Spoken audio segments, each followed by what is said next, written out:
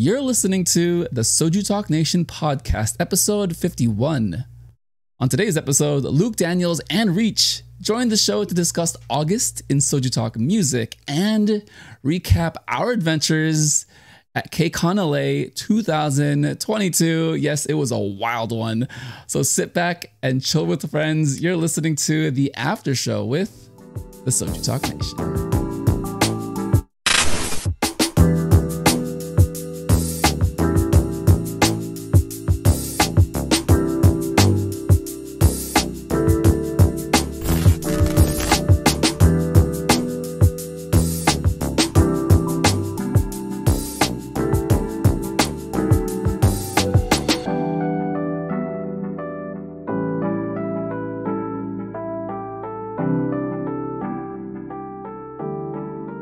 Welcome to the SojuTalk Nation podcast, a chill discussion on this month in the SojuTalk Nation. We're recording on Tuesday, August 30th, 2022.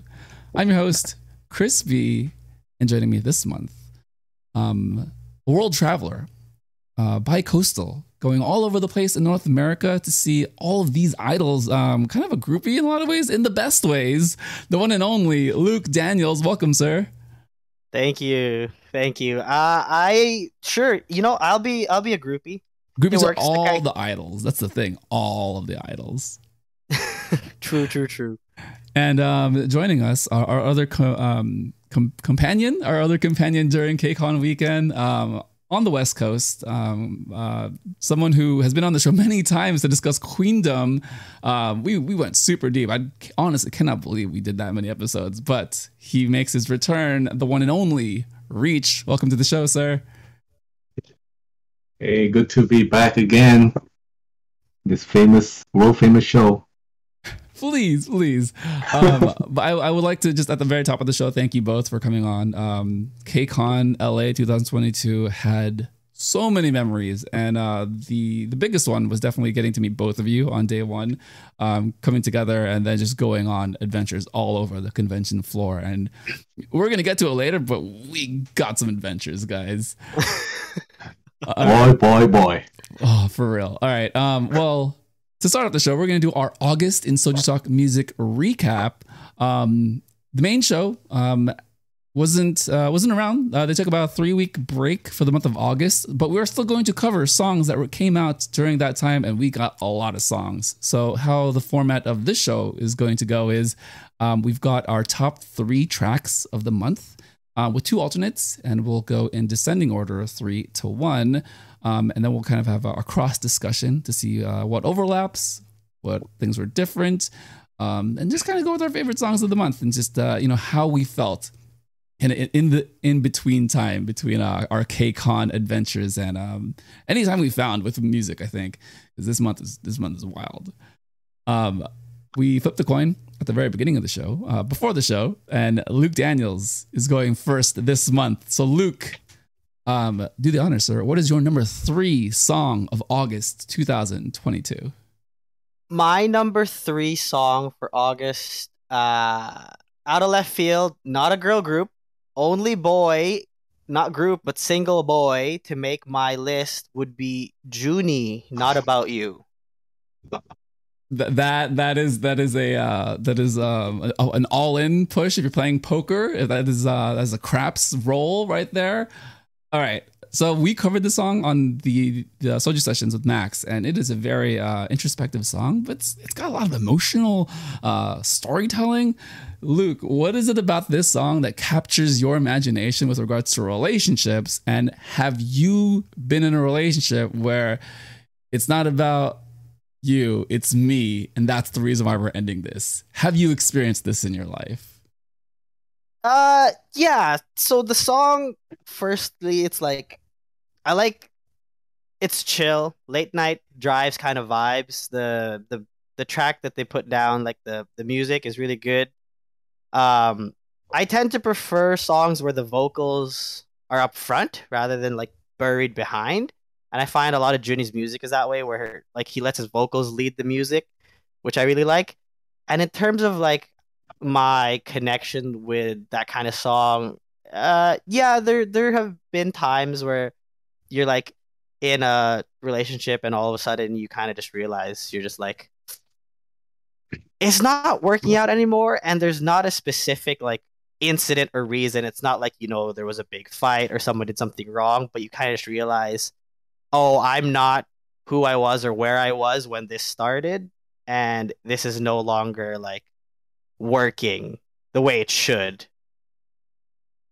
Yeah, no, that's deep. I love what you said about the song itself. I do appreciate that about Junie as an artist, where he does have a lot of creative control over the sound and the style of music he makes, but he's very vocal forward as far as being present in the song.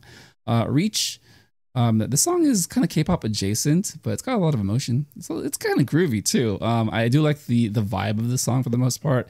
Yeah, and the song is kind of a upbeat song with a lot of sad undertones. How did that all hit you when you listened to the song and watched the music video?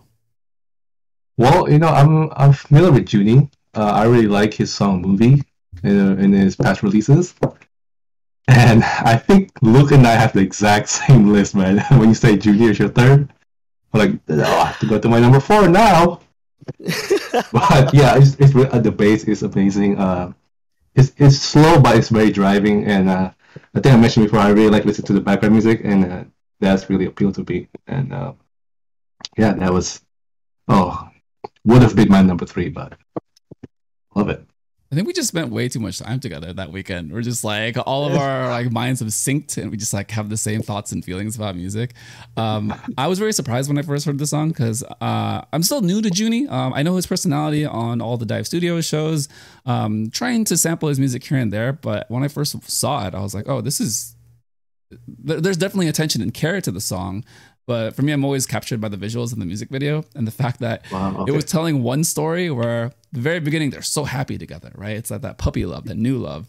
And somehow it crumbles, it falls apart, but you don't really know why, right? I mean, there's kind of a miscommunication, and she thinks that, oh, I wasn't doing anything. The dude jumped me and like hugged me, and you saw something that wasn't real. But at the very end, it's almost as if Junie already has made up his mind, and he's a little bit petty with kind of how it works, and kind of the roses being flown in the air, the thorny flowers. I just really enjoyed this song, and it got me into the album itself. Very similar vibe throughout the album.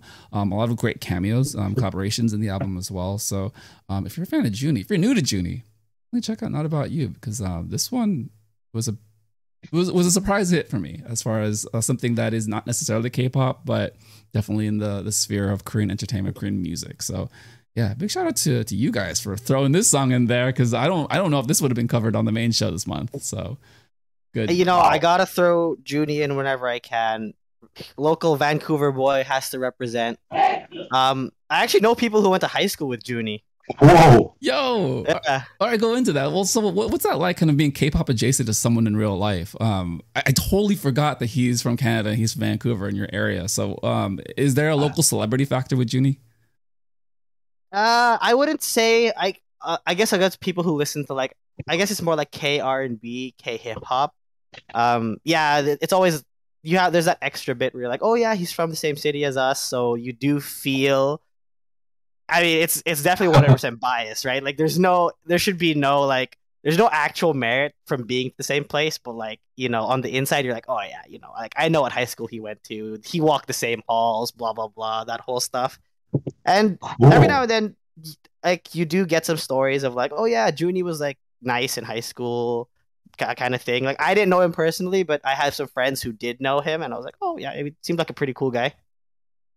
You're like 1 degree of separation for real with Junie. So I mean, that's a badge of honor, if anything. I will just, you're connected to K-pop. You're connected to all the things that we love. So shout out to you, man. Cool. I mean, in our area, we also have like a local celebrity, also near my place. Who from? For K-pop, Mark Twan from that Mark, side. jeez, that's right. Man, I had stories where I have like, dude, I've seen Mark at the local boba shop where I go to in San Gabriel. Wait, Mark's in San Gabriel? Well, he lives around there. I think it's already. I think people know out there he lives in Arcadia. Yeah, which is not far from San Gabriel. I know that area so well. Gosh, Yeah. jeez, man. Yeah. So next time we all hang out in LA, we're just gonna run into artists and musicians all the time. Is what it sounds like. Kind of far from LA, but It's one of those suburbs, right? I mean, it's just in the LA County area. So yeah, I say LA County, but it's like off to the more east, like an hour to the east yeah, well, of the main city of downtown. Yeah, well, that's he's just there lurking. yeah, it's just amazing to have like these extra connections and to kind of make music a little bit more meaningful, right? I mean, Junie put so much emotion into this song and this release. It's kind of nice to have that kind of thread of connection with him. And honestly, we're probably just gonna see him one day, so it's totally fine. One quick note for Junie: he is touring North America. Apparently, the tickets sold out in like minutes. So I didn't even know about it. oh, it was crazy. I didn't know about it until maybe a day before, and I just checked and I saw online it sold out like immediately. So I'm like. You got a lot of I fans. couldn't get tickets to his Vancouver show, and I'm big sad. Yeah, I mean, that's his home. It's his hometown coming right there, man. Just man, Junie. Yeah, a lot more popularity than I was aware of. I'll say that much. I mean, again, I knew him enough throughout the things that he did, but I just didn't really realize like how big of a following he had. So, yeah, but big props to both of you guys for throwing this one in there. All right, Reach, what is your number 3 song? And it seems like it's going to be an alternate for August 2022. Yes. So it's a boy group also. My number, 4 now. It's ONF, Your Song. Yes. Are we just in our feelings right now? I feel like we're just in our feelings with I don't know. It's just like this is like it's like one of those songs, Your Song, and it's very nice. I nice slow pop rock, a great song to karaoke. I looked at the lyrics a little bit, and it's pretty much wanting to be that someone's important for like to be their song, to be the one that's get them going, get them wake up every day listening to your song, quote unquote. And it's just a really nice, slow pop that we, especially from boy groups these days, you don't you don't hear this kind of sound lately, because it's all very, how you say it, very hooky. Most of the boy groups lately, but this one is just really nice, slow, feel good, slow rock K-pop. Yeah, it's definitely it's still got a bit of a summer vibe to it. I'd say it's still brighter. The music video is interesting. It's all green screen, but it's like animated world. Luke, bad green screen. What did you think about kind of this song being a slow rock kind of song? But to me, it has some anime vibes to it, like the slice of life coming of age movie. What did you think about ONF on Your Song? I was getting a little bit of that anime OST vibe, especially with like the music video. The blue color palette always reminds me of that classic anime opening scene where like they're running and they're punching the sky and the song's getting hype. I agree with Reach in that a lot of the times the boy group songs they tend to lean towards like the hype, hard hitting kind of EDM-y house kind of tracks. Like you'd think a lot of Stray Kids stuff is in that genre, and it is nice to see not really ballad, but like less like high, like super high energy songs. I liked most of the song. The only thing that kept it was actually this song and one other song were in the running with Junie.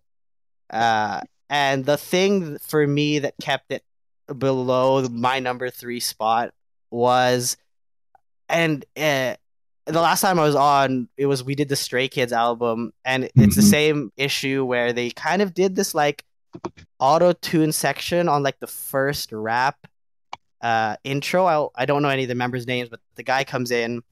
Honestly, I think he kind of looks like RM. I don't want all the people to come murder me, but he kind of looks like RM. It's okay. Army won't hear this. We're going to edit it out. Army, just, tune out for like the next 10 seconds. You're totally fine. And yeah, like they auto, like I don't know much of their other stuff. I'm sure he's like, his tone is fine by itself, but they like heavily auto-tuned him, and that was the one thing I was like, okay, like this doesn't beat the Junie. Although the rest of the song was up there. I did like the slower pace, the vocals were good. Yeah, it's a really good contrast with kind of the music we had last month. I think we ended on a really like heavy note with ATEEZ and Gorilla. And that was like the most aggression. That is so heavy. Right? The most aggression we had all summer. And the fact that this is like the first boy group song out the gate that we're talking about is a complete 180 in the fact that it's just bright, it's summery, it's not a ballad, but it's definitely just a more vocal heavy song. I do understand what you're saying about the auto-tune. I think some of that kind of takes me out of the song where it's a little too refined, too robotic. But I do like the vocals, like you said. I think there's a nice contrast with some of the tones of the different members. I think it's Wyatt who has the deeper tone at the very beginning of the song. The rapper is Wyatt. Okay, yeah. When he sings, or no, when he raps in that deeper tone, that was pretty cool because it was contrasted with some of the members who are singing higher right afterwards. He does have a section later that he sings in. I think that's the section you're talking about.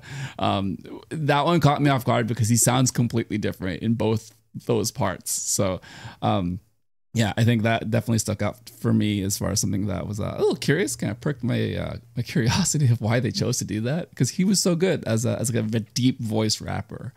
But overall, just man, I don't even know. You guys killed it. Reach, finish us off. Do you have any closing thoughts, last words for this song, for ONF, for your song? No. I think we all covered it. I mean, it's a good toning down for preparing for autumn. Toning down, preparing for autumn. Truly, yeah. We're in September now. Jeez, man. Jesus. All right. I guess it's my turn. I'm now very conflicted because you guys are just throwing songs that I did not think was going to make it. So I guess, you know what? We'll just start here. Son Yoshide, Forever One. We're going to go there for number 3 song. Okay. There goes my list. Yeah, man. Well, I have to just do this now because I don't feel like... I feel like we're drafting almost, but this is a draft. You're throwing us a draft right now. Essentially, right? God. Well, SNSD, Forever One, the long-awaited return. 5 years in the making. The women are definitely at a different point in their careers, but they all look incredible. Like, my God, like they definitely have maintained an entertainment profile as far as how they look, how they perform, how they sing and present themselves. What was kind of said on the main show was that there is a bit of a celebration mood to this song where it could be a little bit limiting as far as relative to everything else in K-pop. But if your expectation is, or if your standard for this song is the fact that no group has ever done this, no group has ever started in 2007 and has essentially been relevant and prosperous over 3 decades. They've touched 3 decades essentially, if you think about it. Girl group. Yes, there are boy groups that have done this. Yes, but I think it's a really great entry point for a lot of new fans, and a great reminder for all of the old heads who've grown up with SNSD. Just with everything, I want to go into so many details, but I don't have to throw it to you guys. But there's a lot of homages essentially to their past music in this song while being modern. Luke, what are your thoughts on SNSD Forever One? I think actually it's going to be really interesting, the conversation here, because I didn't really get into K-pop until like 2.5 years ago. So in that span, SNSD was they didn't, like, it's been 5 years since their last release. So I have very little, almost next to zero experience with SNSD in terms of music. Obviously, you see some of their members in like dramas or K Variety. So that's my experience with SNSD. I thought the song is a good song. There was nothing while I was listening that was where I was like, "Ooh, that's not great," or "Oh, I don't like that." At the whole point, I was like, "Yeah, it's good, it's nice, solid, like 7 out of 10." No nostalgia bonus for me that I think both you and Reach probably have. and I do agree that the way the members just look so good, and the stylings for the music video were like on point. Just a good solid song, no holes as far as I'm aware. I really appreciate that perspective because again, K-pop is all about what's current and essentially new fans coming into it every year, every cycle, right? So I'm glad that this song was able to at least access you and kind of your interest. Being a safer song, I would say, for new fans, but I mean, that's kind of what you have to do when you've been out for 5 years, right? And you just want to bring people back into the fold. What Doug said on the show is he hopes that this is the start of a follow-up and that they do something a little bit more experimental within K-pop. They have Kwangya to mess around with. Come on. So hopefully, I forgot about that place. They do talk about it on the album, but we do have a lot of room for SNSD if they do continue to do music. Reach. So you are an old head. You are also 90 years old. How did this song hit you in your nostalgia feels? Well, first of all, I think we all our heads can agree that we've been waiting for this song ever since they teased it weeks before it dropped. And unlike that, Luke here, the nostalgia point is really the key point to this song and watching it, in my opinion, music video. Because when I watched it the first time, like I couldn't focus because I'm just to the music at least because I'm just looking at the visual and like all the images of like what they've been through, like kind of like floating around my head. And I'm like, wow, they're still here, and we're 2022. And the first time I saw Sojushide was when they dropped G back in 2000 something, 2007, something like that. And yeah, I mean, to be honest, I think I do agree with what Luke said. This song is by itself, it's kind of, I guess, standard K-pop girl group song. No crazy parts. No, it's not boring either. It's just really nice, easy listening. For me at least, but watching it is a different experience instead of just listening it over your headphones. But other than that, I hope Doug is right and we get more songs today in the future. It may be 9. Nah, Bro, you're a trip. I gotta like stop you there. That person I think is done with whatever's happening over here. But we could all dream, right? That's my dream. Yeah, no, I echo everything you said about kind of the nostalgia points about the whole presentation, right? I mean, just seeing them all come back together. For me, I've been following a lot of the individual careers over the past 4 or 5 years or so. Tiffany in particular has always had a soft spot for me just because I always claim this, and we should claim this. She's from Diamond Bar, Reach. She went That's to school. True. Yes, that is us. True. She was born in San Francisco, but then spent most of her childhood in Diamond Bar, California, which is outskirts of LA County. Sorry, Luke. I just it's a thing. It's us. We're all about geography at this point in the show. And I did try to follow her US career and the fact that she was as a solo artist doing a lot of English only songs. She did tour. I went to that tour right before COVID. I saw her in a pretty small venue. So, I mean, there's a lot of space to move. And it was one of those where you don't realize what you have until it's gone, meaning like tours and just anything in the future.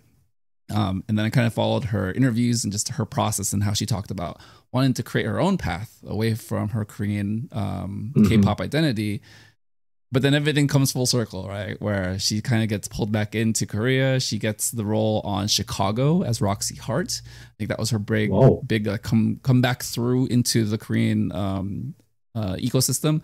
And then being a judge on Girls Planet 999. It's just, I think all of those things allowed her to kind of be at peace with what she has done in her career to now come and celebrate with all of her members back as a group.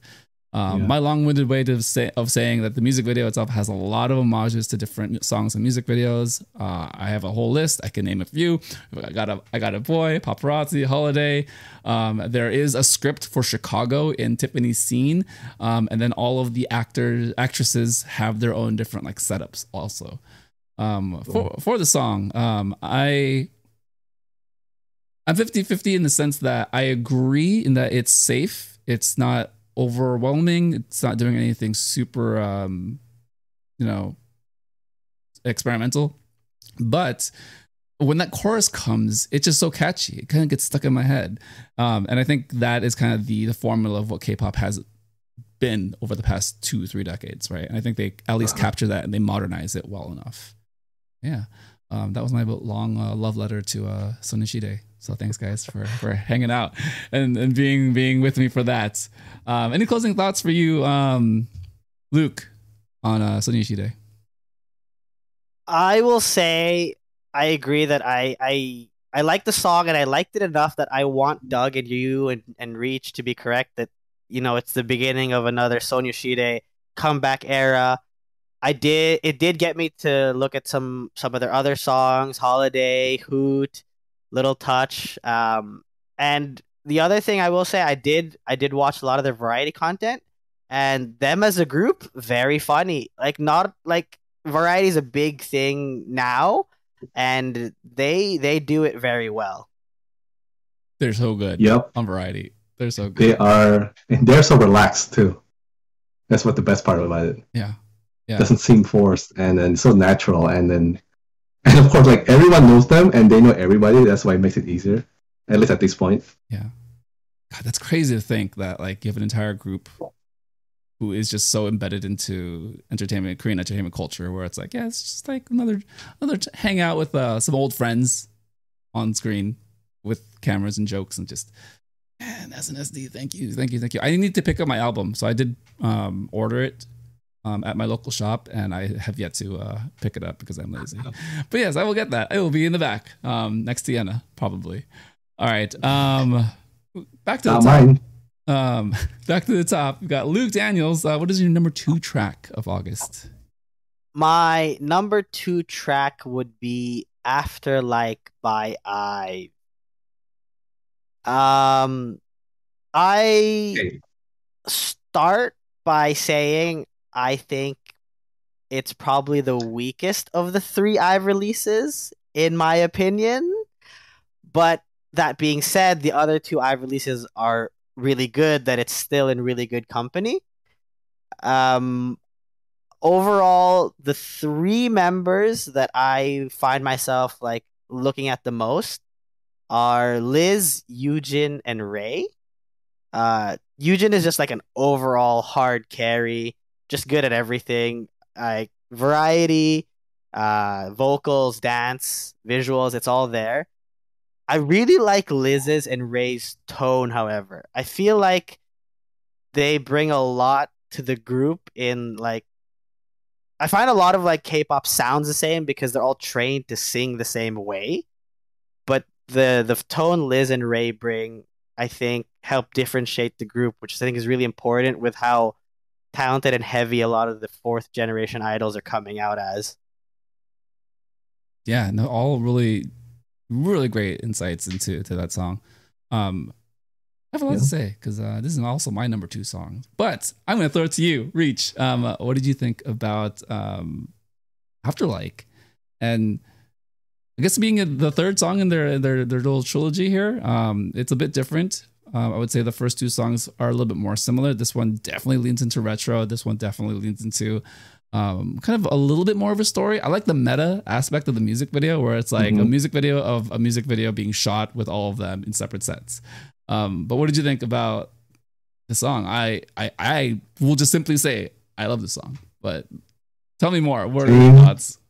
Same here. I can't believe this is your third favorite of the all of IVE's, because I think this is their best one out of their 3rd one of the 3 releases. Music video is wow, just top notch. And the last half, when all the fireworks start blowing up, right? There's a fireworks, right? Or some going on in the back. I'm like, dude, I repeat that like so many times because that just got me off my seat. You know what I'm saying?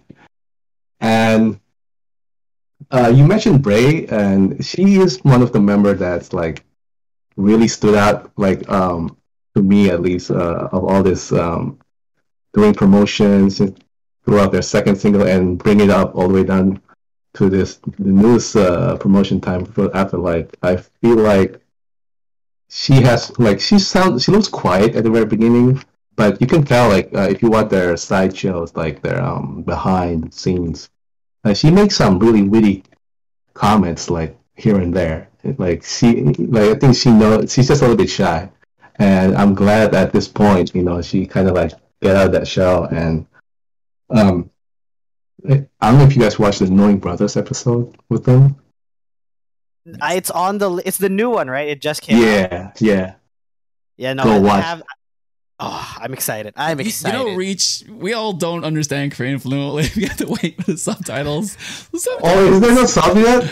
I don't know. There is by now. Yeah, but I usually give it a couple days, maybe a week or so. So I'm never like on top of my variety because but I love what you guys said about Ray. I think she has two great shots in the music video. The opening shot with her color is green. On the car, you have the camera on the robot crane. It's just that robot crane camera. Whoever decided that has so much personality. It's a robot, but I kind of love new member of IVE. Right? I need it in every music video. Yes, it's so good. I just love the fact that it's essentially dancing along and just like trying to capture all the different angles while also being filmed doing so. And then also Ray in the stunt car, so kind of a nice kind of mirroring effect where they have the car indoors, they have the car outdoors, and she's like strapped in with like both seat belts across. It's really fun, right? The member that stood out to me is I hope I pronounce this correctly. Reach, help me. Starts with a G. Gal. Yes. I do like the fact that she's got the short hair going blonde. She's the only one with a large emphasis on sequins and glitz and glamour in this music video. When the music video itself is kind of bright and has a lot of the sparkles to it, right? So, I think that's kind of cool that she was given a little bit of that visual emphasis. And I think she's pretty popular right now on the internet. I keep scrolling through TikTok and I keep getting recommended her fan cams. I don't know why. Honestly, I don't go searching for these things. It just like shows up. So maybe it's just TikTok's algorithm. But her parts are pretty fantastic. I have to just for a brief moment talk about Wonyoung because yes, girl. She has been amazing, incredible since she was in IZ*ONE. And I'm going to borrow Nina's line that she said months ago. This is not her final form. And yet, she's killing everyone. Happy birthday to Wonyoung on August 31st. Sorry. She celebrates her birthday, and yet she has her entire life, her entire career to continue on with like the power looks, being the center of this group, being a really like angel devil contrast with Yujin. I don't really know who's who, but they can kind of both play the same or the one or the other. But it's just kind of cool that you have them two as the focal point of the group. And again, Yujin is just really good at K-pop. I will forever repeat that because she is good at K-pop. Who picked this? Luke? I did. Yeah. Luke, yes. Also, go ahead, Reach. Don't forget to watch the IVE Limousine service. Oh, you know what that is? Who was it? Was it Ray? It was Ray. Yes. Oh, yes. It's just Ray. It's 20 minutes of pure bliss. Is very good. So for those who don't know, this is Starship's group, and I don't remember the last time Starship had this kind of fervor. Numbers. This is crazy, right? Like because it doesn't feel like a Starship group. It kind of feels like an extension of IZ*ONE, but it's definitely Starship. It's IZ*ONE, right? And I think it's definitely riding a lot of that momentum. One quick thing about the song. So again, it's a retro song. I love retro. I'm a sucker for retro. Even if it's a moderate to okay retro song, I will probably love it. This song for me has a lot of ABBA inspiration as far as the way it starts, the vibe setting, and then the flourish with the strings in the chorus. Man, if you've ever heard your grandma playing ABBA while playing mahjong or bingo, it's just this song right here. Oh my god, yeah! It just when I first heard it, I was like, this is ABBA. They freaking nailed it. While also ABBA, being wow. K-pop, right? It's just like, God, man. For me, I don't really know where I place this as far as my top 3 songs, top 3 title tracks, because I put all 3 songs on a playlist, listened to them on loop the past couple of days. I don't know anymore. I used to not like the title track, the first song, 11, and now I really like it. Really? Yeah. Interesting. And Love Dive was my favorite song, but now this song's here. But I also like 11. So I'm just a mess, guys. I'm just a mess. Yeah, for me, they just gets better. 11 was great. Live Dive, another step, and after like an even larger step. So, and I don't know if this is a crazy stat right now. I'm just reading the stat of IVE. They just won their music show today, Korea time, so it's yesterday. You know how much they have in total right now? They have 24 wins. Holy. They Total. just started less than a year ago. Well, yeah, didn't 11 win like Everything. 11 or 12 by itself? Yeah. And it ran for like 90 weeks? Yeah. Love Dive just ended its run. Level won 13 times. Love Dive won 10 times. The difference is that Live Dive is staying on the Melon Top 100. So, Since it came out and hasn't gone off yet, the top 10. God, man. So they are Insane. The sky is the crazy. limit. No, incredible release. Surprised how much I enjoy IVE. Not to say that I didn't like them. It's just I only had so much room in my heart for groups that I like, and now it's like I gotta make room. All right, cool. Come on in, IVE. Thanks, guys. That was also a very spirited conversation. I am just a puddle of emotion right now. So thank you both. Reach, what is your number 2 track of August? My number 2, that we all know, is Twice. Talk. Are you Sing it to me, Crispy. doing it? Are you doing it? Tell me what you. I mean, what? Okay, I will not sing. I will not dance, even though I kind of know the choreography. All right, well, tell me about Twice. Talk that talk. Why is it number 2? And give me your emotions and feelings when you heard this song, leaning into retro a little bit more than the feels, but I think honestly, in my opinion, kind of better than the feels. But what are your thoughts on Talk That Talk? Okay, hold on. Let me straight something out. Because Luke took my number 1 just now. So I have to read my number 2 because my number 1 is zero justice right now. You could have gone with the alternate. I already said it. All right, no problem. Well, tell me about Twice. Tell me to Talk That Talk. Well, it's definitely in our top 1 or 2 for sure. So go for it. Definitely. So I can just miss the chance and have one of you took it, right? It's my turn right now. So, anyways, this song is very catchy, and Twice does what Twice do, looking good and creating the best dance that's memorable. And music video is very colorful and worth replaying over and over and over again. And I really like the person who made this song, Collapsed One. If you're familiar with that, he wrote so many Day6's songs and Promise Nine's recent songs like DM, Feel Good. He's the guy that does. And he did the feels. Wrote all these magic songs, right? Yeah. And he did the Wua song from earlier this year. Oh my god. Yes. Right. Jeez, man. Catch the Star. Yeah. That's a lot of good songs. This guy is the guy if you want good songs, and I'm glad they did it for a very special album. What's that album name called? Something 1 and 2, between 1 and 2. Yeah. They explained it in the live show. I watched it. I said between once and twice. I think that's what they told us, and everything in between that happened when the creation of Twice. And Did any of you guys scan I know what the you're gonna. Yep. the QR code during the MV?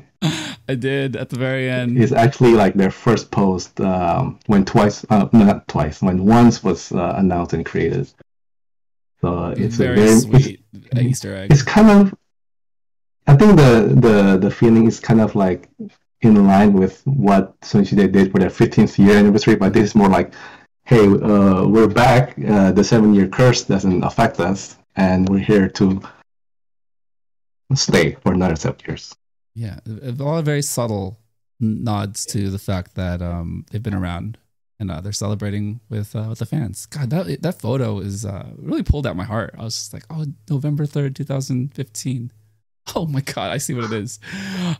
Luke, what did you think about Talk That Talk? It's another retro song, but I think every time I think Twice is dipping, they just go right back up the hill and they peak. And this is kind of an amazing song for me. What are your thoughts on Talk That Talk? Well, I had Twice in number 1. So as fitting, Reach has now stolen my number 1 after I stole his. So I really like the song. I like you were saying, it's very reminiscent of the feels, which I also really liked. I remember when it was on the Soju chart. I'm pretty sure I put it number 1 every single week that it was allowed to be number 1. The outfits on the music video just so good. The Y2K fits just chef's kiss. The Twice's like what Reach was saying, Twice's choreo has never been like, you know, when you watch ITZY choreo and you're like, holy shit, how are they doing this? You're just like, oh my God. I don't think Twice's choreo has ever been that, but it's always like their execution has always been so clean. Yeah. And like the group synchronization is always there. So while you're not like blown away by the choreo itself, just you can, when you watch them, it's like, okay, this group knows what they're doing and they're doing it well.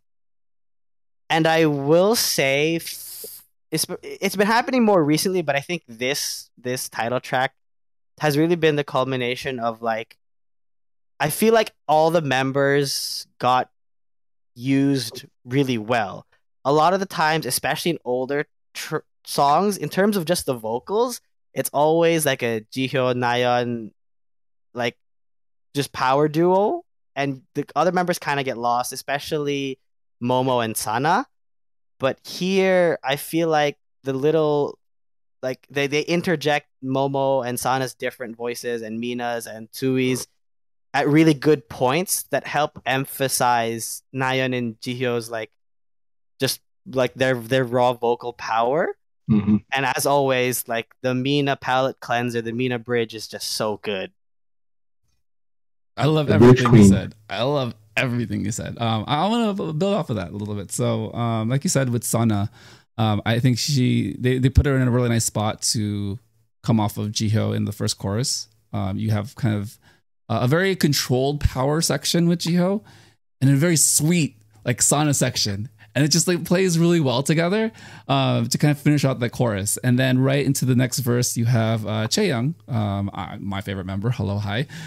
She does a really nice job of kind of setting the table for Momo, which, you know, Momo doesn't necessarily have like the best or the most like singing parts in a lot of songs, but a very distinct voice. Like you could definitely point her out. I feel like right here they did a nice job of letting her settle into kind of the lower register to contrast Chaeyoung here. So just like, they're really playing with the dynamics of like the different vocals and different members, and I think in a really nice way that pairs with the retro song, because it's got a very consistent progressive like retro beat, right? It's always moving forward, right? Like forward motion in the song, and I think that plays really well with the stop and stop of the vocals and the different members. So God, man, just I have not loved like every song composition of Twice. It's more of an emotional feel, how it looks, how it feels, and just like the members themselves. Like it's the relatability. But this is like one of they've slowly become a group where their songs now are like catching me in like all these different like detailed moments, right? So I think I definitely feel all these great things. Music video wise, they are in their version of Kwangya. in the 80s. So JYP Wangya. JYP Wangya. Oh no! Please no. Wait, didn't NMIX have a? No, that's what I was about to say. NMIX is in their own universe. Yes, 100%. No. Yeah, but it's subtle. It's not like so JYP, because again, it's playing into like the 80s retro, like 8-bit like setting, right? And like you said, the outfits are absolutely incredible. I only wrote down notes for one person's outfit, and it is Chaeyoung. She is my entire life. Her oversized leather jacket with that red dress. Yes, visualize that, please, everyone. Reach, any thoughts on kind of the whole presentation and kind of what you felt about just anything that we missed with regards to Twice and Talk That Talk? Let's see. We covered a lot. Shout out to Nayeon's belt at the end. Tell me what you need. That's caught me off surprise. I was like, whoa! I was like, was that Jihyun? No, that was Nayeon. Like, wow, crazy. Yeah, that was really cool. Also, Fire album. I like every song in there. There are some very good B-sides. Yeah, real quick, let's talk about that. Reach, what's your favorite song on the album? Basics. Why are you taking my stuff? Yo, because we are one. We are truly like the three of us have hung out a lot the past couple of weeks. Yeah, my favorite song, it's Chaeyoung Special. She wrote this song. She's on the credits on Wikipedia. Thank you very much. Luke, what is your favorite song on the album? It's between Basics and Queen of Hearts. The Queen of Hearts song, it just, how everyone makes jokes about like what happened to Avril Lavigne and how she just kind of dropped off the face of the earth. Avril Lavigne became 7 Korean/Chinese/Japanese women, and she did Queen of Hearts. That's what she's been doing. That's a great pull. Wow. Yeah, it kind of falls into the trend of like that pop rock sound that a lot of other idols and musicians have done, but kind of in a very Twice subtle way. So yeah, great pull. Avril Lavigne, man, good job. See, you're an old head too. You are secretly 90 years old. Secretly. Yeah, I was like, hold up, Avril Lavigne. How do you know Avril Lavigne? I know. I have an older sister. That is how I know Avril Lavigne. Gosh. Also, that if you wanna you're talking about the rock sound, go ahead, Google Collapsed One, which is the guy who made the song. You're gonna know like all his songs. That's like hitting all the hits, and they're all title tracks. He makes lots of title tracks. Oh gosh. Okay, we got a lot of homework to do. All right. Well, I'm gonna get to my number 2 song of the month, and I think I'm gonna take a hipster take here. It'll be an alternate. I was not expecting to talk about this song. I'm between 2 songs. I'm trying to buy time. All right, let's do this. All right. August 29th, we had Tempest, Can't Stop Shining. Yes. Tempest has surprised the heck out of me. When they debuted, I was like, oh, this is kind of a bright boy group sound that we have not had in quite some time, and they do it very convincingly. They do it very fun. Now they come back with this. Again, it's bright. They definitely have a higher budget. This music video is kind of beautiful in a lot of ways. I love the fact that they enter through this door into a hallway of flowers, and that's kind of the motif throughout the entire music video because it's about like shining and being bright. Probably closer to spring, but hey, whatever. We're in summertime. The song itself, very groovy. There's just something about Tempest where they know how to execute this lightness with also just being really cool about it, right? Luke, I heard your reaction. What are your thoughts on Tempest Can't Stop Shining?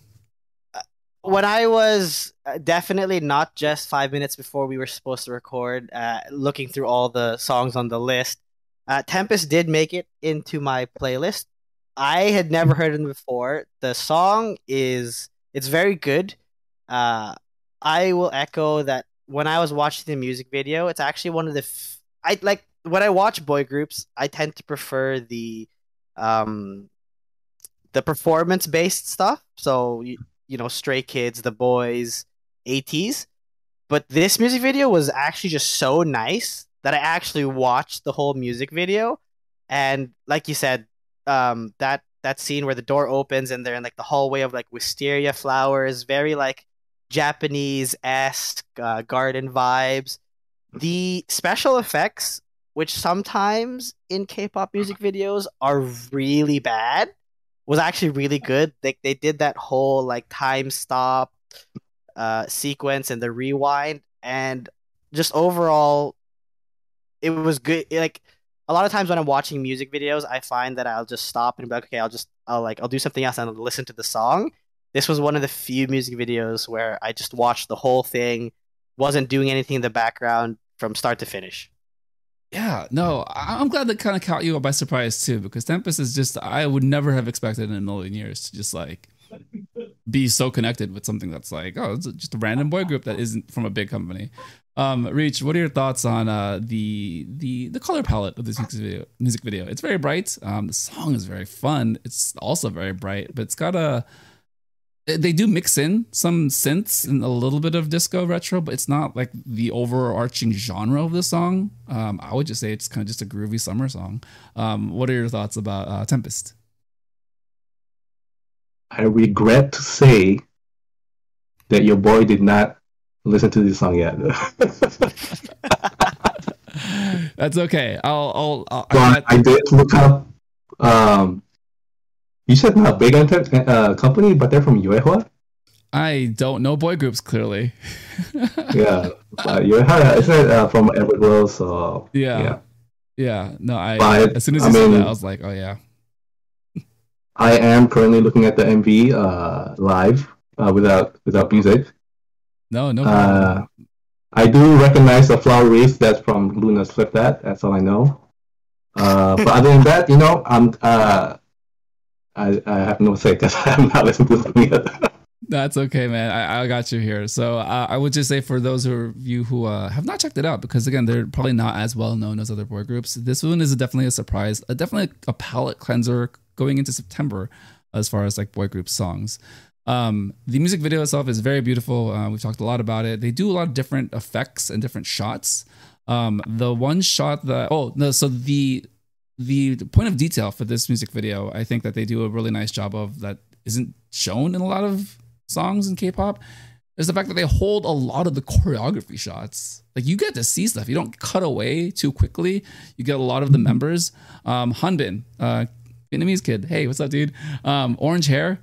Definitely stands out. I recognized him from the debut, and for some reason, I will just always remember him and his presence in these songs. So great charisma, really eye catching, very memorable.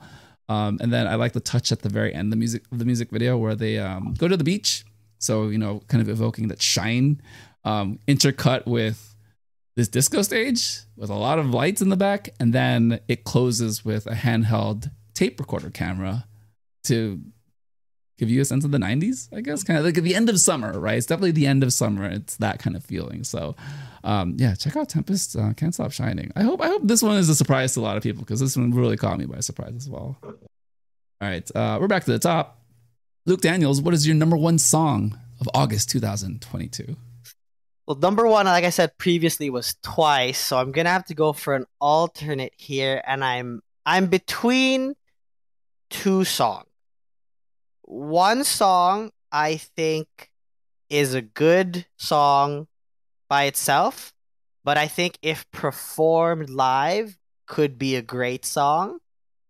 And another song I think is good, all except for one part, which I think is very not good. So I'm going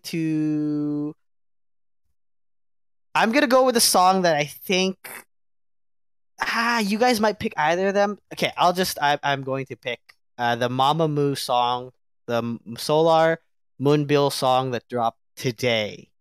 Mamamoo Plus. Wow. Yo, okay, I got a lot to talk about the song then. All right, let's go. What hits you about this one? Shout out to Big Naughty, literally being everywhere right now in this R&B world of K-pop. So, okay. From Mamamoo, my two favorite members would be Solar and Moonbill. So every time we get Solar Moon stuff, always very happy. And immediately when the song starts with a little bit of like an intro video, the video is very cute. It's exactly how I want all of my road trips to be forever in my head. But when Solar hits that opening note, she does her Solar thing. Immediately, you're like, whoa, okay, we're here. Solar singing, she's doing her thing. And just all around A tier, maybe even S tier vocalist. She knows what she's doing and she does it well. I'm always super happy when Moonbyul isn't just forced to rap all the time. When Moonbyul gets to sing, it is a good day. I think Moonbyul probably has one of the most recognizable and unique tones in K-pop, which I really, really like. And she's also just a very good vocalist. Like, I know, like, you know, she's the rapper of the group, but just vocally, very good. And they play off of each other very well. This was a song where I thought everything except for one thing was good. And I really don't like Big Naughty's rap, especially his first verse. I think it's really bad. Go into it. What doesn't work for you? It was the same thing. I think it's a style. It's two things. I think it's a style thing. I don't really vibe. It's not I don't like it. I don't vibe with his style and the cadence that he raps in. But they also do the auto-tune gravelly thing in his first verse, and I like that. Plus the fact that I didn't vibe with the style just made me really dislike it. And every time he came on, I was just like, "Can we just go back to Solar and Moonbyul, please?" You said a lot of great things. I will say that. Let's start with the Solar Moon Sun. My God, this is a best friend track. This is a best friend track for sure. I am a sucker for vibey cruising R&B music, and this is definitely cruising R&B music. This music video is almost entirely shot in this Jeep with the camera like in front of them, just hanging out. The song itself, I echo what you said about Solar opening the song. I like that she's a little bit more restrained and she's got a lot of clarity in her voice in this song. And then that pairs really well with the fact that Moonbyul does have that lower register. And then she sings very sweetly, almost kind of like a playful relationship with your best friend. It's like, ah, God, you got me. You got me. And then kind of just the interplay between them throughout the entire music video is very sincere and genuine. It's like, oh, this is probably what it's like to hang out with them or to see them being a fly on the wall just throughout their entire lives, knowing each other for like, what, over a decade now? God, they've been together for a while. I think it's about a decade, right? I mean, they've been training for a long time. Yeah, I think that's right. With Big Naughty's part, I like Big Naughty. I like the songs that he places himself in, very similar genre. I will say this, I don't remember his part very well. So I think that probably says a lot to kind of your point about it not working too well and the fact that you caught on to the auto-tune. I like him incorporated into the music video, kind of the fun hitchhiker, and then they mess with him almost like a little brother a little bit later. But musically, yeah, I think you're right. I think I agree. I think Moonbyul and Solar are a great pair for this song, and I don't think Big Naughty added anything to the song in particular. But again, I think it's also just being enamored by Solar and Moonbyul. Reach, did you check out this one? How do you feel about? What you guys gotta do me like this, man? But I did check out this song. I saw it once before I went to work this morning. Regrettably, I need to listen to it more for it to like mean something to me. But I do agree about how the chemistry between those two works very well. They know each other forever, ever since they're trainees, and I also do not remember Big Naughty's part, not because of what your reason you just said, it's because I just don't remember it. It was a couple hours ago, and I just listened to it once. It hasn't stuck in my head yet, and I did not put it in my list because I totally forgot. So No, totally. Hey, you listened to it once. I think that was good input right there. But it's not bad. Not bad. I didn't stop it halfway. I listened to it the whole way. I think that's a good thing. I think this song falls into the category of R&B songs from this year in particular that have very similar sounds, kind of the bedroom R&B. I would say Jay Park and IU kind of headline a playlist of that. This one definitely slides right in, right next to it. You have this, you have Polaroid, you have Darari, with Treasure. I think those four Love songs that right song. there like encapsulate this sound, this vibe of like pop R&B, chilling, cruising with your homies R&B. And for some reason this year has a lot of these kind of songs in the best way, and I love it. So shout out to I guess their Mamamoo Plus is what their unit's called, because that's what I found them under Spotify. But Moonbill and Solar, man, it just works, you know. It makes sense. It makes so much sense. Reach, what is your number one track of August that is not Twice? Well, this is my alternate. But you know what? To be honest, at the very beginning of the week, I mean not the week, the very beginning of the month, this song has been, I think, everyone's number one. And everyone these days have this in their hands. They carry it everywhere. Oh. It is Yena's Smartphone. Yup. For YouTube, you saw a little bit of the choreo that I have seen on repeat for the entire month. Flip, swipe. Yeah, Let's go. No. Reach. Well, Yena is just an infectious person. That is like the definition, the best way to describe her. What about this song kind of carries on from Smiley? And what about the song is a little bit different that really rings into your heart? Pardon the pun. Bone First ringing. of all, her voice just so adorable. I mean, there's this one part that's like the bridge part. She's singing her voice. It just makes everything like so adorable, you know.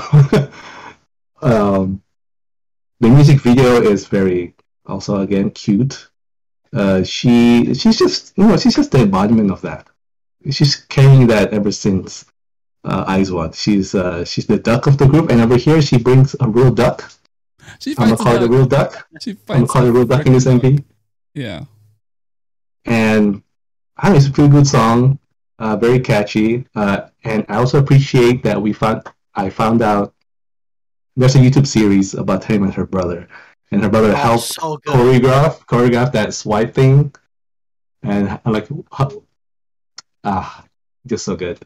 Go ahead. No, Luke. What did you think about Yena being amazing, adorable, and have you ever gotten your sister water while she worked on choreography? Well, okay. I think it's gonna be a little spicy, boys. We're gonna get a little spicy here.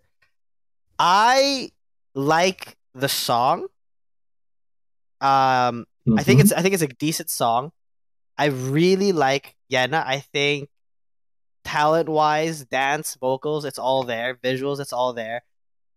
Of the post Eyes One people, I think entertainment value to like in general, Yena is probably in the top 3. Like I think her variety stuff is some of the best variety stuff that anyone's doing. And like Reach said, the Yena and her brother, I think it's Sungmin, it's so good. It's like the most wholesome, like, but it feels like real at the same time, where like, you know, they're teasing each other. The only gripe I have, and I think the SojuTalk guy said the same thing, is I feel like where she is right now, Yena is hemmed. Like the concept they're doing is kind of restricting what she can do. Like in Eyes One, she was one of like the main vocals, and here it's all the same kind of singing. Like if you played Smartphone and Smiley back to back, it could almost be the same song. And because of that, I think I liked Smiley more, which then, because the comparison, it's the same artist, it came out, you know, close to each other, makes me like Smartphone less. But I think it's a good song. I just don't think it, like, I listened to it a lot on the day it came out, and then it didn't make my playlist.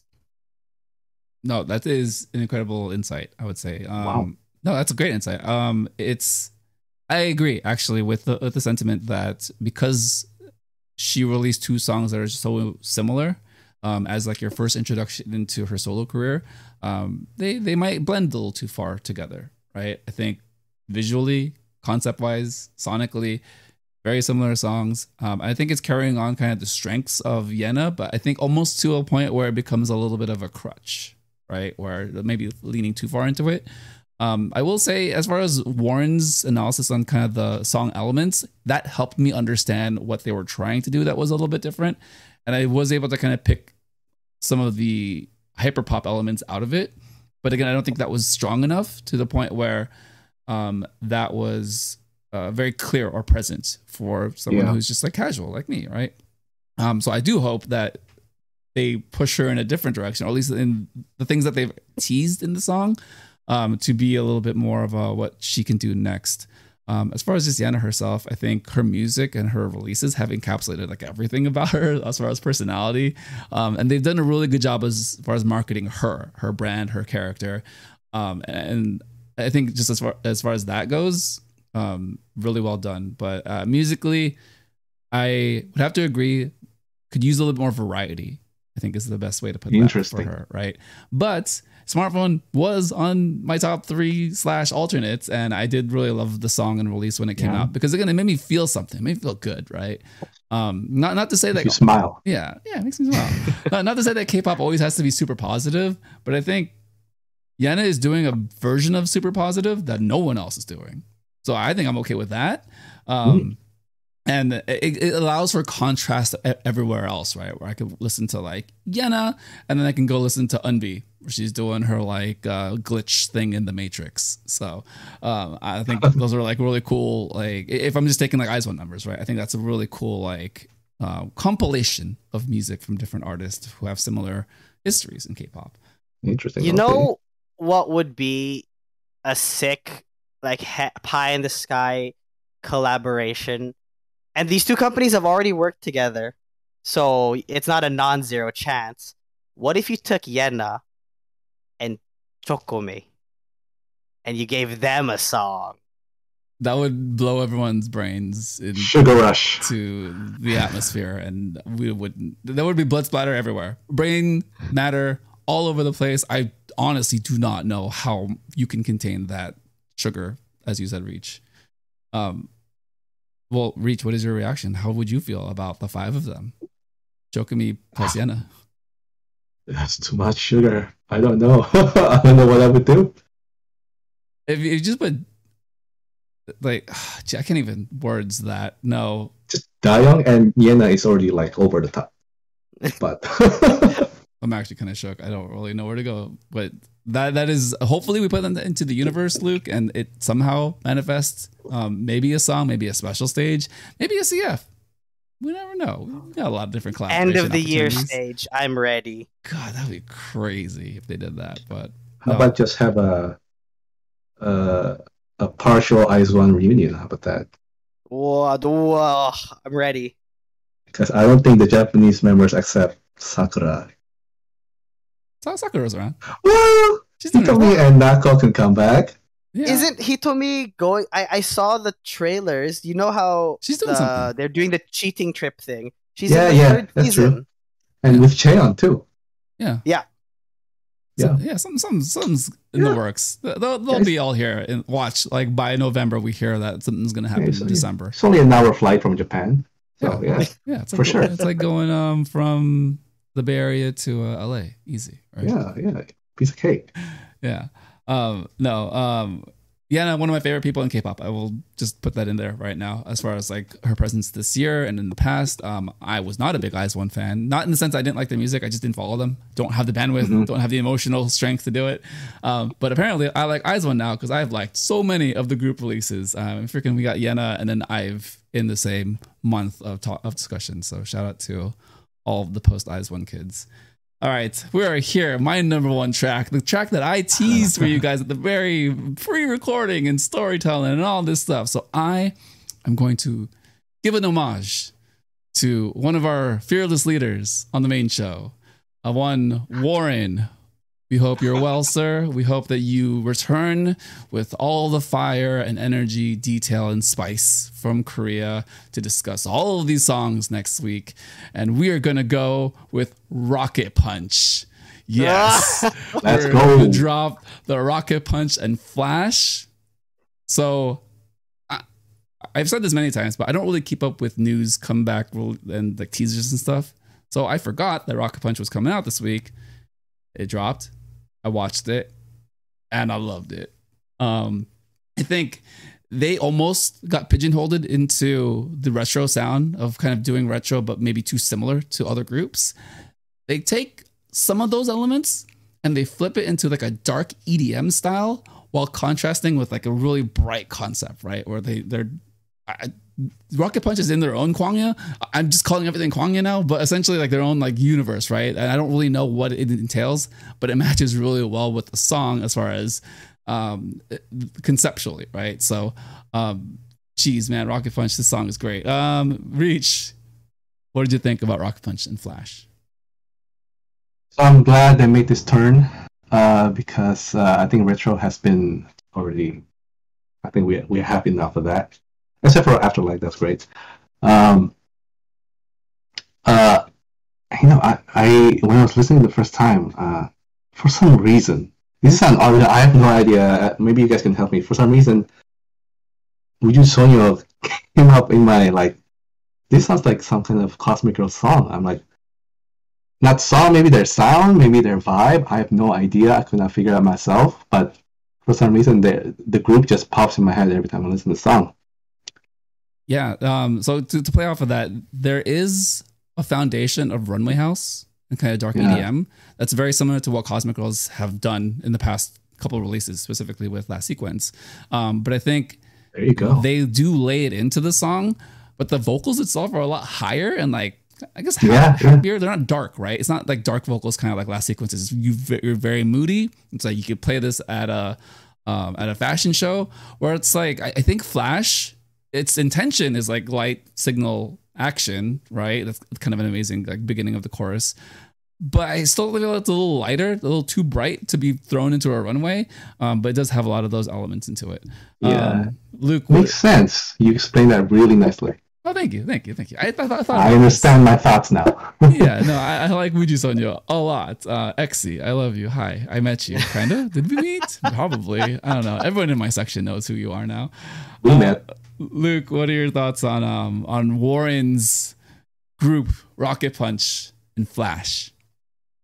I feel it's gonna be a hard fight for Mr. Warren on the charts with what's come out, but I feel if he's had any chance, this is his best chance. I think this is Rocket Punch's best song in my opinion. It's another one of the ones that I watched the whole way through. I enjoyed the music video, very good visuals. It's another one where they hold the dance in the music video a lot longer, and I always appreciate that. I find a lot of times I turn music videos off and I immediately type in performance version because the dance, for me, is such a big part of the draw to K-pop. And the fact that they hold it and it's clean, they do well, the choreo's nice, is very good. I also agree with Reach. I was getting some Cosmic Girls, especially in like the pre-chorus. I don't know the members' names very well. Warren's gonna come for me, but there's right before they hit the chorus, there's a sustained high note that one of the members do, and it's very, very reminiscent of the way Yeonjung from Cosmic Girl hits her high note, especially in Last Sequence. It's that same kind of tone, not really falsetto, but really high up there. It's very good. Very, very good. God, amazing. Warren is going to love us. You know, Warren, I will clip this out and send this to you specifically to talk about just how much we love this Rocket Punch release. I echo everything you said about kind of the compilation of sounds. Even if you're not a Rocket Punch, know Rocket Punch very well, I would say the vocals themselves are definitely far more elevated here than I think in the past songs. I like the last couple of songs. I like retro music, but again, I think it was a lot of very similar retro where I couldn't really distinguish between the two songs. To be honest, I can't really name them anymore. They kind of blend together. But with this one, it's definitely a departure from that sound. I think that's what's going to help separate itself. This is part of a mini album, 3 songs, 3 pretty different songs, 3 amazing songs. The second track is Moon Prism. And if you're thinking Sailor Moon, yes, that is exactly the tone and the concept, at least musically, sonically, that I feel like they're trying to do. That is very K-pop. It's subtle, but it's there. So it's a very easy listen, those 3 songs. I think the songs are actually quite long as far as length, but they're all very good. So please check it out if you can. Yeah, there you go, guys. That is our top 3 of the month of August. I'm going to run through it real quick just to recap everyone. So we got LukeDaniels. Number 3, we've got Junie, Not About You. Number 2, we've got IVE with Afterlike. Number 1, Mamamoo Plus, Solar and Moonbyul with Better, featuring Big Naughty. Reach, number 3, with ONF. Your Song, Twice, with Talk That Talk. Number 1 with Yena with Smartphone. We can flip those 2, by the way. We can put Twice at number 1 and Yena at 2. That's okay. I agree. And then my 3 songs, we've got SNSD, Sonyashire with Forever One. Tempest, Can't Stop Shining. Yes, that is a boy group song, everyone. And number 1 with Rocket Punch with Flash. Guys, August had a lot of bangers. Let's be real. I was surprised. Well, actually, was not bad. July, both very good months. Yeah, so summer, I think in general, kind of melded together for me, where it's like I don't know where it stops and ends, and I just like listen to everything. Yeah, no, we got a lot of music. Good job, K-pop. Yeah, and we've got tours and concerts coming up for the rest of the year. All right, we're gonna switch it up and transition into a little bit of a KCON LA recap. So the 3 of us, we hung out on Saturday. Luke, because you went first, I gotta throw it to Reach first here. So Reach, go for it. What is your takeaway? What is your emotional feedback from KCON LA 2022? And us all hanging out and meeting for the first time on Saturday. So that was the very first time for me meeting someone from Discord. That was very nice pleasure. We have a great time together. And I was like, wait a minute, how are they going to find me? Because they never see my face. But hey, you know what? I was wearing a very noticeable shirt. It was the Japan World Cup. I don't know what year it was, but I was like, just looking for a Japanese flag. I'm pretty sure there's no one's wearing a Japanese flag. And yeah, it was very easy. And you know, KCON 2022, I think I mentioned to you guys, it's not as packed. I can only compare it to the previous KCON I went, which is 2019. The one before the pandemic, the last one before the pandemic, the LunaCon. Not as much of patrons that came this year, but still a lot of people. And thanks to Crispy and Luke, we get really quality footage of the artist in the convention ground. And it was a pleasure meeting you guys. And you know what? 2023, we're going to go bigger, right? Oh, we've got plans, buddy. We got plans. Luke, what are your feelings, thoughts, and just to recap how it all went for you in KCON? I would echo a lot of what Reach said. It was great meeting you guys. I think it was very lucky that the 3 of us kind of just vibed. It was, it didn't feel like stuffy when we were hanging out. Like I didn't feel like I had to fill empty space or anyone was trying too hard. We were just all there hanging out, chilling, having a good time, enjoying all the stuff that the common ground we already do have. terms of the con itself and the concert, Mhm. the con is kind of garbage, except for if you get lucky and you get to meet, the meet and greets and the kind of stuff. That I think that's the highlight. I will let Crispy speak to his greatest hits moment. It will be on his tombstone, an heirloom of his house for the rest of his days. Good guy. And a short recap of the actual concert itself. I thought day 2 was a lot better than day 1. Not just in terms of the artists, but actually in terms of the structure of the show. I think the stage manager and everything, I don't know if they planned it that way or they saw what happened on day 1 and they're like, okay, we need to switch this up. But day 2 was a lot better. Nice. Yeah, definitely adjustments, I think, between the 2 days were definitely felt.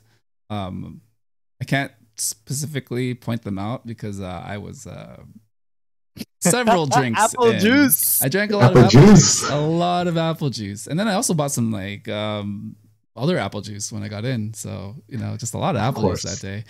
No, it's an absolute amazing pleasure to have met you guys, just to really hang out. Yeah, I think you summed it up really well. I think we all had different complementary, just like vibes. Definitely different energy. I will say I took the L. Well, no, those are all W's. We take those. Those are W's. Dubs. When we were on the convention floor, think like in the heat of the moment, of course, like the excitement like hits you and you're like, oh my God, people are going to convention. And then you kind of step back, or at least I did, and was like, wow, there's really nothing here to do at the convention. It's like, oh yeah. Yeah, I mean, there's lines for everything, but there's really not that much to do. But thankfully, idols are just walking the halls and everywhere. We did start Saturday seeing Lightsome. We got up to their like 15-minute like small stage. A lot of people in front. Couldn't really see them. It's fine. But then Reach tells us, hey, I got a spot in the back hall where they enter. So we find our way to you and we position ourselves right on the rail. And that is where we become best friends with Kepler. So as they enter, we see them, we take some photos and videos, and then on the way back, now they know us. They recognize our voice. I definitely made my presence known. My favorite members with the J line. So Mashiro, Hikaru, hey, how's it going? Yeso. And then as they come back, Yeso's great. Yeso because Yeso and Mashiro. Right. That's my running joke. It's like they're the same person. I have to correct you every time. Get it right. Same person. I don't know what you're talking about. But as they're coming out, they're finishing up their little meet and greet where they're passing out candy. I hold up the camera and I go, Hika-chan! And I throw up the gyaru. Loudly. Then she throws up the double gyaru. And that is it. She had the biggest like smile and explosion of happiness I've ever seen in my entire life. And that is when I knew that Hikaru is my best friend. Oh, hi. We're gonna actually be best friends, and then it'll be great. And then Chaehyun, I saw in the video later, she actually was there and she threw it up too. It's like, yes, perfect. And then as Mashiro was leaving, she was at the end. She had her hands full of candy, so she couldn't really do anything, but she recognized the moment and she turned around and threw it up right back in my face. And I should have done that too. Oh man, it was so good. So I peaked at that point. It's like, oh, they know us, because that was a team effort, guys. We were all standing next to each other. Let's be real. I cannot take full credit for this. The three of us were together. Shout out to the friend, the homie that we met. Don't really know his name, but he was talking to us, telling us the strats. So that was pretty cool. The homie who stood in the same spot for like 5 hours. Oh yeah, what a trooper! Yeah. Oh, that guy. Yeah, he's like, I've been here for 5 hours, guys. I'm like, wow. Jeez. But honestly, like, there wasn't much to do, so probably the best decision was to do that. Just like really just see everyone. And then we caught TO1 just walking behind us. Just like, okay, I guess this is happening. Hey guys, we're here too. Yeah. Oh, hey, with no what's security up? And just like nothing. It's like, oh, hey, like, you're like 2 feet away from us. That's cool. And that was really nice to see them kind of be really chill about it. So yeah, that was That was the highlight, right? That was like hour one. Yeah. That's like the first thing we do in there, right? After getting Yeah. after getting the dreaded band waiting line. Oh my god. Oh. Yeah. That was so bad. Oh no. Yeah. So Reach, go into that a little bit, kind of the length of the line, and then actually no, let me throw it to Luke. Luke, what happened, and then how did you circumvent the situation? How did you help us? So I got there on Saturday earlier than you guys, and when I got there, the line was already outside the convention hall and in the sun. And I was like, oh my god, this was to get our bands to get into the convention. So I'm standing there in line by myself, just doing nothing. And the security guards start walking up and down the rows, and they're like, hey, if anyone has a Toyota, you can skip the line. And I was like, what? It wasn't until later that I realized like Toyota was like sponsoring the whole event. So I'm there waiting in line in the heat. I think I waited for an hour and a half, an hour and 45, of which I would probably say an hour 15 was like in the heat, just standing there. Oh my god. I'm on Discord and I'm just telling the both of you, is like, hey, when you guys show up, if either of you drive a Toyota, bring your keys. You'll get to skip the line. I think you guys had to wait a similar length, but you had to at least wait indoors where there was AC and no sun. Yeah. I got there and I was like, is this? I was like, yeah. Someone told me that if you drive a Toyota, you get a shorter line. Like, yeah, show me your keys. I'm like, right this way, sir. And then I waited, I think, 5 minutes, and then Crispy came, and then we waited for like 10 minutes, and then we got in, and then we waited like an hour inside. But you know what? It's all right. It's air conditioned. Yeah, big shout out to Luke for scouting it out, getting there early. Yeah. Thank you again, man. Like really, like it was awesome. The concerts. Recap that real quick. Reach. What did you think about day one? And then what did you think about day two? I forgot how loud K-pop concerts are. So I just want to tell you guys how or where I'm located. Okay, I am. Not where, okay, it's who is around me. All right. There is I think everyone agrees there's the demographic is young and mostly females. And that day ATs performed, so there's a bunch of ATs around me. And Hyper performed, so there's a bunch of engines around me. And Stray Kids, a bunch of stays around me. I am deaf. And especially at the very beginning of the concert, ATs performed a very long stage, which I don't mind because I really like ATs. And I think Luke, is this what you're talking about, like how the show kind of like not organized well? Yeah, day one felt like a bunch of mini concerts rather than one cohesive concert. Mm-hmm. And it also wasn't a fair number of mini concerts because some people had like half concerts and some people had cameos. Yeah. Can we talk about that little? Well, you know, let me finish my recap real quick. So I do agree about how some groups have just unfair amount of time, and some just had like 2 songs and a greeting. But overall, the energy is crazy, especially when Stray Kids came out at the end, fitting ending to the whole day one, even though it ran really long. I think that was like a 3-hour plus show. So we didn't go out around close to midnight, just before midnight. I guess that's the only gripe I have with day one. But other than that, you know, all right, I do like day two better, but day one, not bad. I felt day one it felt really tiring because we had done all the things throughout the day. We're walking and just kind of separated from the show until the show, and then all of a sudden we're there for 3.5 hours.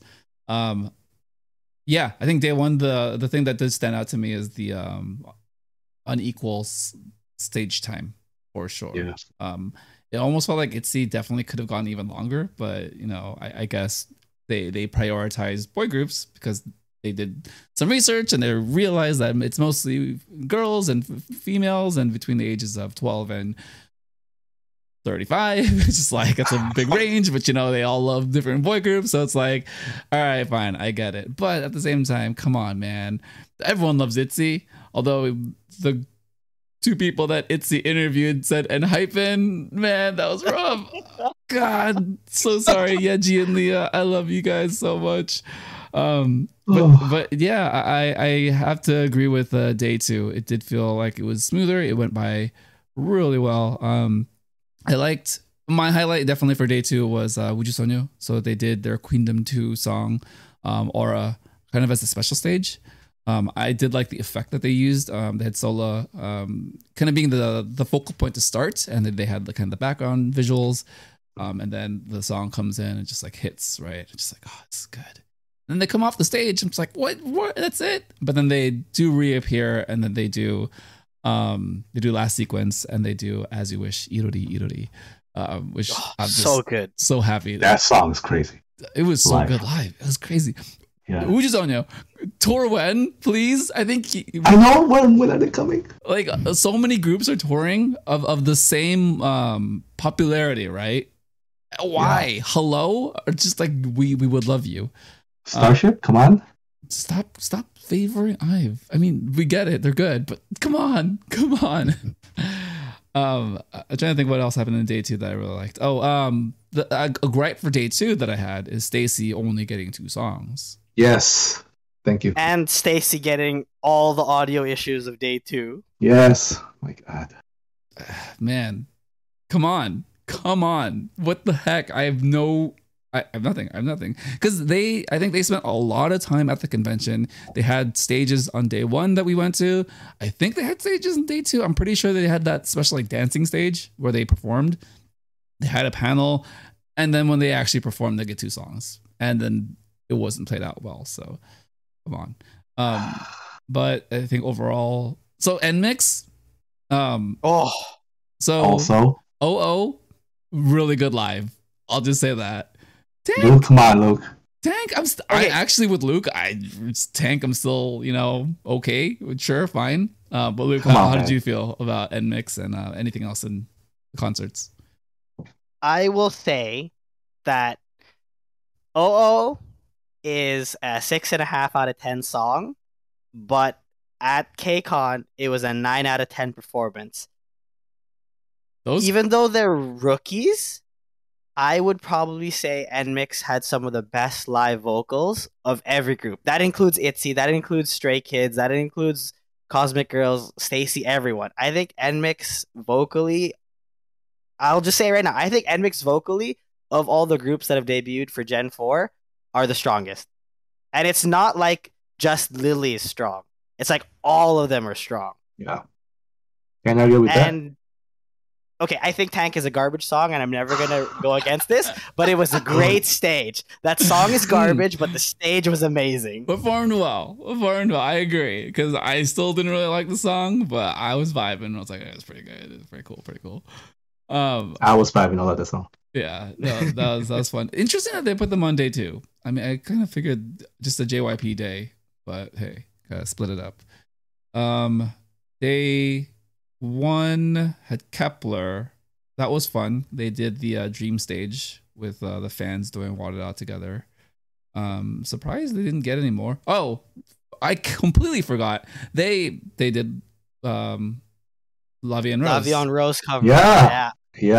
I'm trying to go for it. I'm trying to just piece things back together. There's a lot of things happening day 1 that they're just like surfacing in my mind. But La Vie en Rose, special stage, Kepler. Like, what are they gonna do? They showed the graphic of the rose, and I was like, "Oh, is this real?" Yeah, everyone's like, "Oh, are they gonna do O?" Like, no. And then the song drop. I'm like, "Let's go!"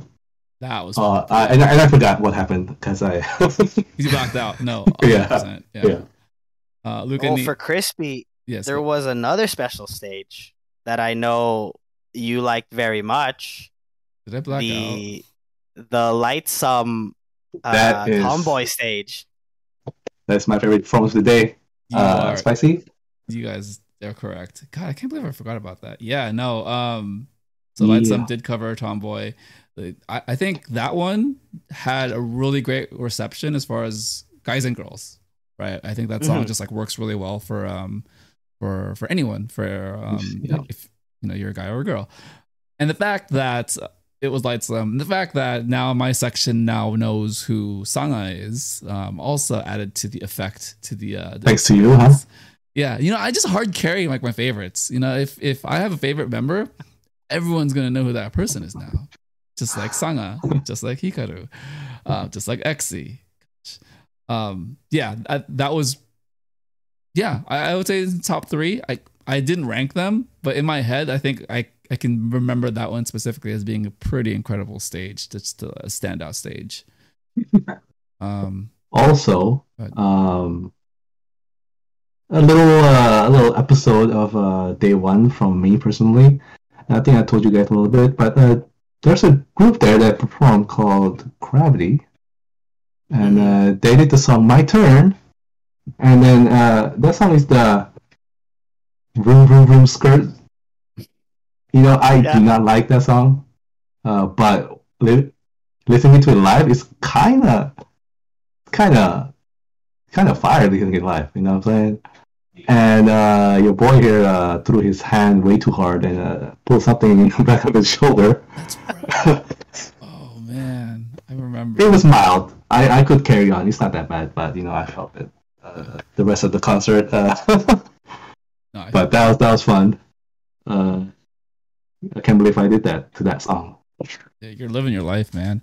Luke, were there any surprises and lasting memories you have of KCON?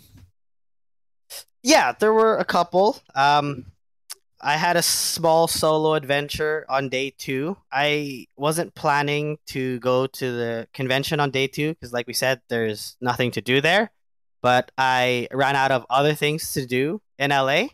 So I decided to just go anyway. I was just walking around. I went to go look at some photo cards and whatnot. And I just somehow, by complete luck, ended up at the very front of a line when Kepler was exiting. And I don't know how, like, the people, like I said, there were people who stand in these spots for like 5 hours at the very beginning of the day. I just somehow ended up at the front. And so Kepler's exiting. They're coming out. I see Hikaru. I give her a nice hi. She almost high-fived me, Crispy. I did it for you.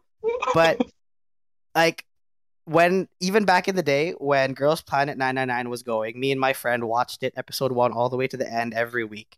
And from day 1, I was always voting for Youngin. I was like, this girl is going to make it 100%. I got the free Youngin high five, high touch by standing there. Just highlight of day 2, probably.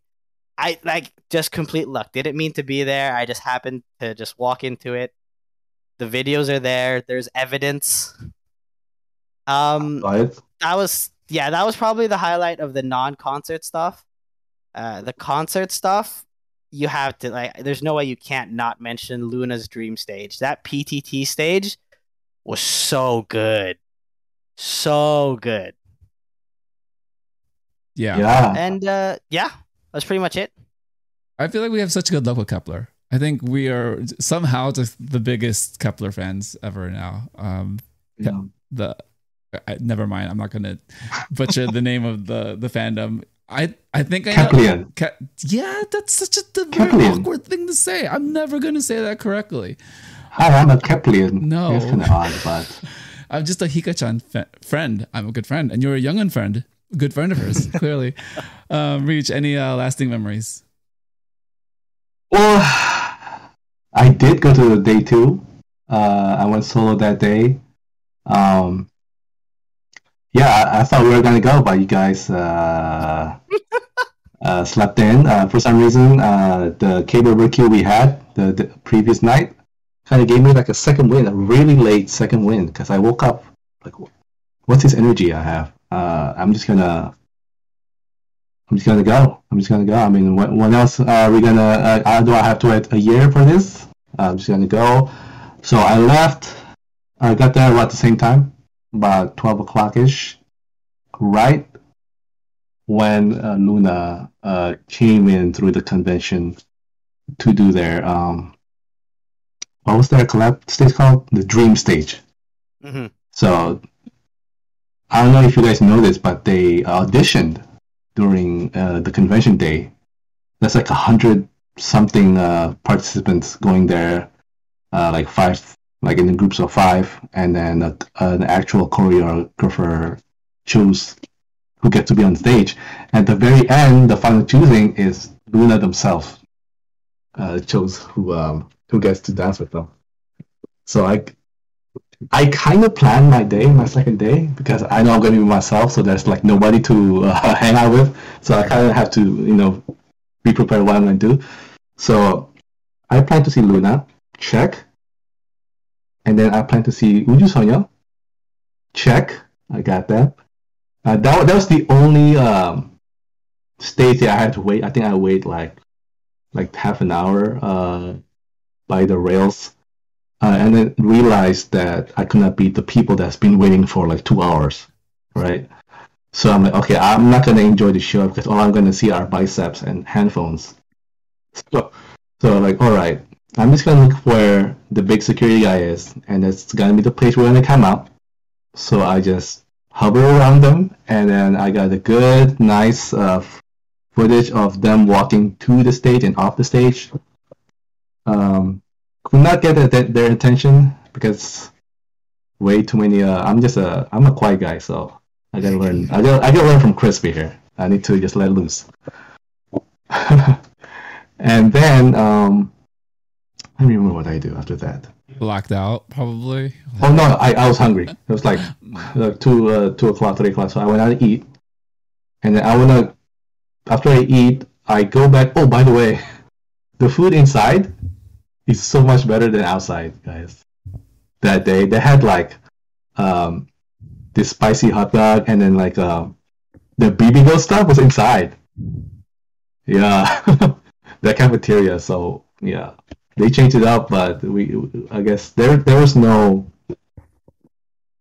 in the site they didn't have like a food section like they did last year. So like nobody know. So that was pleasant surprise for day 2. Good food to recharge. I went back inside the convention just to see what's up. And the theme of our 2-day KCON is luck, I think. Because just like Luke, I just went in and then I see, thank you, we're Stacy, and then I saw them walk out just right in front of me. But I was behind the security guard, so I could not get a good wave. I couldn't get them to look at my wave, but I get to see them, so that's good. And I made my way to, I guess, the main show that I prepared for day 2, which is the panel with Chokumi, Uji Sonya Chokumi. Waited in line for about an hour, but it's cool. We were sitting down, and I made friends with the people back in front of me. One of them was from Seattle. One of them was from Thailand. Crazy, right? Yeah. So that was fun. They did a TikTok challenge. Yeah. If you were there, Crispy, you would have honestly got up there. No. Yeah. No. Because they were like, who wants to do challenge with us? I'm like, I can't do any of that. And then they would like, everyone would like raise their hand, and I'm like, I wish I was more courageous, because there was someone out there that like literally the same as me, but he's just much more courageous. Like, sorry, man. Yeah, we'll get it next year. We're gonna. We've got practice now. We know like where to get in. It's just like our spots, pick our spots. I'm just the one that like jumps into the fire right away. So at least I can clear the path for you guys. Yeah. And at the end, I met Luke. I was can you describe what I look like in the table? They were kicking us out of the convention, and I was walking, and I saw a man defeated. His head was just down, and he was like staring blankly at the desk. And I was like, why does this guy look so familiar? And I walk up to him and was like, oh shit, that's Reach. And I wave hi, and I shit you not, he probably took like a second to 2 seconds before he looked up and he's like, "Oh, hi." Oh, beat when I was Drained. tired. Jeez, what a long, fun, adventurous, joyful weekend. Gosh, yeah. No, I think for me the lasting memories is running into, you know, idols and K-pop groups just in like the hallways and behind me, and just the convention wasn't great. There weren't, like you said, there wasn't that many people, but I think that was to our benefit for those moments, because if there was like maybe 20% more people, those were going to be really hard to like come naturally. And I think those were just like really cool, serendipitous things, right? So pretty cool there. Us just like really casually hanging out, I think that's super cool. Didn't even mention Korean barbecue. We got Korean barbecue Saturday night. At like 1 in the morning. 1 in the morning. I was more tired than I realized, because when I got home, I was just like, oh my God, I'm dead tired. So I slept all day Sunday. I woke up like at 1. I was just like, oh, what is happening? Like, I'm exhausted. But I was able to recharge and get to the show, so it was great. Yeah, honestly, that's probably like the highlight, is just hanging out with you guys, as cheesy and corny as that sounds, because you know, we really did just become friends like right away. Like, yes, we you know, talk on Discord, we see each other's usernames and chat occasionally. I've had you guys on the show, but it was kind of immediate. The like you said, Luke, common ground, kind of an amazing thing that just like happens. And I think we're just very fortunate that like our personalities all melded together and complemented each other, and I was definitely there to take the W every single time. So I hope you guys are more than welcome to yell and scream at the top of your lungs to get the attention of your favorite people next time we do this. Because lesson learned. Yeah, because I locked eyes, guys. We became friends. I did lock eyes with Chaehyun and Hye, so you know. There you go. See, you just gotta, get it, slowly work into it. Yeah, but and big shout out and Yojin too. Oh, Yojin, yeah, there you go. And Yojin's friend. Remember, we don't really know who she is, but she seems like she's in K-pop or Korean entertainment somehow. Perhaps a dancer. And then big shout out to Mina. So we did see him on Sunday for the concert beforehand. We took a picture. It was a nice little meetup, so that was pretty cool. And then 2 friends head in the clouds. 3 friends. 2 friends head in the clouds. And then Michelle also joined us. So we're just like a big collective of K-pop friends now. They go to many shows too. So if we end up doing this again, I'm sure we'll get together. So yeah, amazing. Thanks for the recap, guys.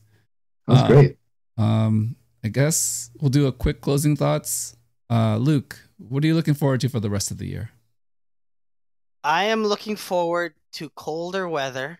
After LA, I am done with anything that is above 24 degrees Celsius. I need it to be cold forever for the rest of the year, and planning trips for next year. Yeah, I guess I'm saving money. No, cold weather is good. There's gonna be a heat wave where I'm at in a day. It will be 95 degrees Celsius. Well, it's not Celsius. Fahrenheit. Celsius? Fahrenheit. Your brain is very much doing its thing right now. Good job. Yeah, so I feel you there. It's going to be very brutal. Reach, what are you looking forward to for the rest of the year? I am looking forward to a colder weather, but I don't know. LA has been hot,